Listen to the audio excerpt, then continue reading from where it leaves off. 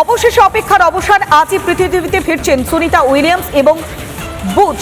9 মাস মহাকাশে কাটানোর পর তারা ফিরছেন। ভারতীয় সময় বুধবার ফ্লোরিডা উপকূলে নামবেন সুনিতা উইলিয়ামস এবং তার সহযোগী 4 মহাকাশচারী। আমরা আরো বিস্তারিত জানবো, সরাসরি নিউজ রুমে যাবো। আমাদের প্রতিনিধি কিশলয় রয়েছে আমাদের সঙ্গে। কিশলয়, আর মাত্র কয়েকটা ঘন্টার অপেক্ষা, তারপরেই পৃথিবীতে ফিরছেন সুনিতা পন্টা উইলিয়ামস।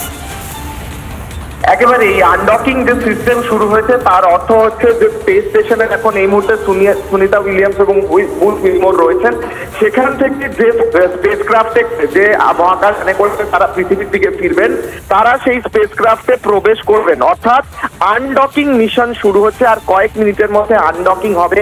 অর্থাৎ যে স্পেস স্টেশনে তারা আটকে পড়েছিলেন প্রায় 9 মাস, সেই স্পেস স্টেশন থেকে তারা বেরিয়ে যে মহাকাশ যানে করে তারা পৃথিবীর উদ্দেশ্যে আসবেন, সেই মহাকাশ যানের দিকে এগিয়ে আসবেন, সেই মহাকাশযানের দিকে তারা এগোবেন এবং এগিয়ে তারপর সেই মহাকাশযানে প্রবেশ করবেন।